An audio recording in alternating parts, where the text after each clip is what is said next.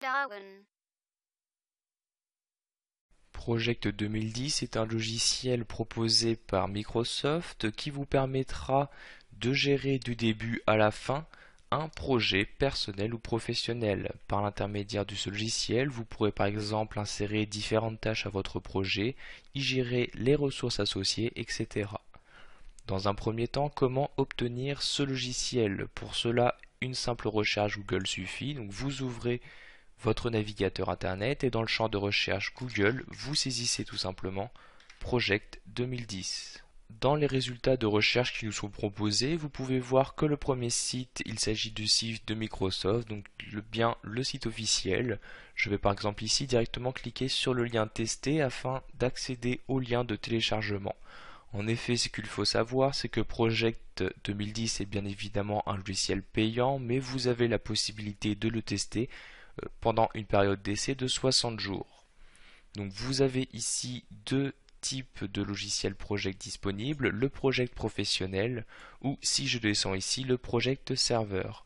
Nous intéresserons ici dans ces formations au Project professionnel. Je clique donc ici sur ce lien pour accéder aux différentes informations afin de me permettre de télécharger ce logiciel. Donc vous n'avez maintenant qu'à suivre ces instructions, cliquez sur ce bouton pour commencer le téléchargement du logiciel.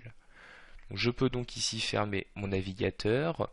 Une fois que Project 2010 est installé, vous aurez sûrement l'icône qui apparaîtra sur le bureau. Si ce n'est pas le cas, vous pourrez y accéder via le menu démarrer. Donc j'ouvre mon menu démarrer et je me rends dans les programmes. Et dans la catégorie Microsoft Office, je possède bien ici Microsoft Project 2010. Je clique donc dessus pour ouvrir le logiciel. Tout d'abord, comme vous pouvez le voir, Project 2010 possède le fameux ruban qui a été introduit dans différents logiciels de la suite Office 2007. Donc nous nous intéresserons à cette interface plus en détail dans la suivante vidéo formation. Nous allons dès maintenant voir quelles sont les différentes informations nécessaires dès la création d'un projet.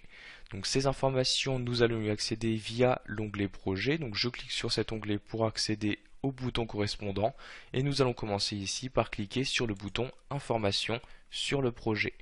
Une fenêtre va alors s'ouvrir. Dans cette fenêtre, vous allez pouvoir renseigner plusieurs dates, à commencer par la date de début, donc à quelle date vous souhaitez démarrer ce projet-ci.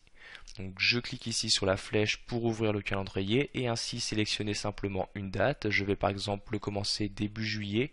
Donc je regarde ici, il s'agit du lundi 2 juillet. Je clique donc sur le jour correspondant pour modifier cette date. Vous pouvez également renseigner la date actuelle. Donc logiquement, vous ne devrez pas avoir à changer cette date. Project 2010 récupère automatiquement la date de votre système. Vous avez ensuite la possibilité de définir une date d'état. Donc nous allons ici ne pas nous intéresser à cette date d'état. Nous verrons dans une suivante formation comment utiliser au mieux cette date. Vous pouvez ensuite choisir le calendrier à utiliser, donc en cliquant ici sur la flèche. Donc vous avez par défaut trois types de calendrier, 24 heures, équipe de nuit ou standard. Nous allons pour le moment continuer à utiliser le calendrier standard. Je reclique donc dessus pour le sélectionner. Vous allez pouvoir enfin choisir quel type de prévision vous souhaitez avoir, c'est-à-dire si vous souhaitez démarrer vos tâches le plus tôt possible ou à l'inverse, les démarrer le plus tard possible. Donc pour cela, vous accédez aux valeurs via ce menu-ci. Donc vous voyez, vous choisissez soit date de début du projet ou date de fin. Suivant votre choix, vous devrez soit renseigner ici dans le champ date de début la date ou alors la date la renseigner dans ce champ date de fin. Enfin, vous pouvez définir une priorité au projet afin de gérer, donc si vous avez plusieurs projets, de choisir donc lequel est prioritaire par rapport aux autres. Donc sachant que la valeur ici renseignée va de 0 à 1000, 0 étant une priorité très faible, 1000 étant la priorité la plus haute. Donc vous voyez par défaut vous avez la valeur intermédiaire 500 que vous pouvez modifier donc sans problème ici via les deux flèches ou en rentrant directement une valeur à l'aide de votre clavier. Une fois toutes ces informations insérées, vous cliquez sur OK afin de les valider. Nous allons maintenant nous intéresser au calendrier proposer, donc que nous allons pouvoir attribuer directement à notre projet. Donc, ce calendrier, vous y accédez via le bouton modifier le temps de travail. Donc encore une fois, une nouvelle fenêtre s'apparaît. Dans cette fenêtre, vous allez pouvoir choisir quel calendrier afficher. Donc vous voyez, on a toujours accès ici aux 3 calendriers que nous avons vus précédemment. Nous allons directement créer un nouveau calendrier. Pour cela, je clique sur le bouton correspondant. Tout d'abord, vous allez pouvoir choisir si vous souhaitez créer un calendrier vierge, donc partir vraiment de rien, ou si vous souhaitez donc que ce calendrier fasse en fait une copie d'un calendrier existant déjà. Donc, par exemple ici, c'est ce que je vais faire. Je vais choisir de faire une copie du calendrier standard. Je vais juste ici changer le nom. Je vais par exemple l'appeler perso comme ceci. Je clique ensuite sur OK pour créer mon calendrier. Donc vous voyez maintenant, on a bien perso qui apparaît dans cette liste. L'utilité d'utiliser ici les calendriers est que vous allez par exemple pouvoir ajouter des jours exceptions, c'est-à-dire des jours chômés. Donc pour cela, vous renseignez ici le nom, par exemple si une personne est malade, donc je mets ici malade dans le nom, et je vais choisir ici à quelle date. Donc ici le projet commençant le 2 juillet, je vais par exemple mettre le 4 juillet comme ceci, donc juste pour une journée. Maintenant, si je passe au mois suivant ici, nous pouvons voir qu'il y a bien le 4 qui est en bleu comme ceci. Si je regarde, il s'agit bien ici dans la légende du jour exception. Donc vous allez pouvoir de cette manière en insérer autant que nécessaire. Vous pouvez ensuite définir quel type de semaine de travail vous souhaitez utiliser. Donc vous voyez par défaut, vous avez donc une semaine de travail de 5 jours avec des horaires allant de 9 h à midi et de 14 h à 18 h. Pour changer ces informations, vous allez ici dans l'onglet semaine de travail et vous vous rendez sur la ligne par défaut en cliquant ici sur détail. Vous allez pouvoir pour chacune des journées de la semaine choisir quels sont les horaires que vous souhaitez utiliser. Par exemple, le mercredi, nous allons changer ces horaires. Je sélectionne donc bien le bon jour. Au niveau des horaires, j'ai 3 possibilités qui me sont proposées. Soit je continue à utiliser les heures proposées par défaut par le logiciel, ce qui est le cas actuellement. Je peux également définir ce jour comme période chômée ou encore choisir manuellement les horaires. C'est ce que je vais faire ici en cochant cette dernière option. Par exemple, ici je veux que la pause midi soit prise à 13 h. Donc je mets ici 13 h.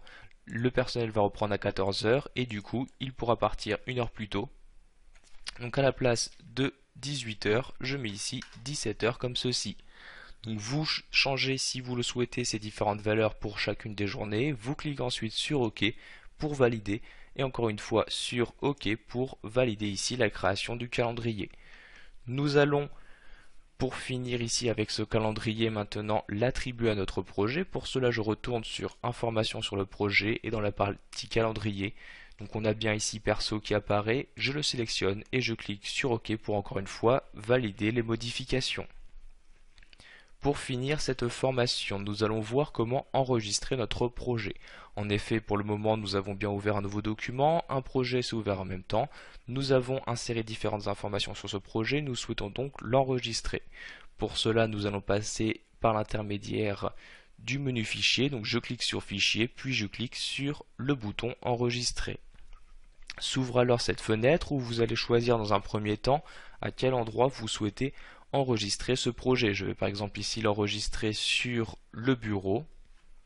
Je vais ici appeler mon projet tout simplement pour rester classique. Donc je mets ici mon projet comme ceci. Enfin, vous allez pouvoir choisir le type de fichier. Donc par exemple, c'est via ce type de fichier que vous allez pouvoir choisir de rendre compatible à 100% votre projet avec les versions antérieures de Project. Donc vous voyez ici vous avez un type projet pour la version actuelle de Project, donc Project 2010. Vous avez également le type pour Project 2007 ou Project 2000 ou 2003. Donc ici nous allons toujours travailler dans Project 2010. Je sélectionne bien le premier type, puis je clique sur enregistrer comme ceci pour effectuer la sauvegarde. Maintenant, si je ferme ici ma fenêtre, vous pouvez voir qu'il y a bien le fichier qui apparaît sur mon bureau. Voilà, vous savez maintenant comment créer un projet dans Project 2010 ainsi qu'à insérer les différentes informations nécessaires à celui-ci.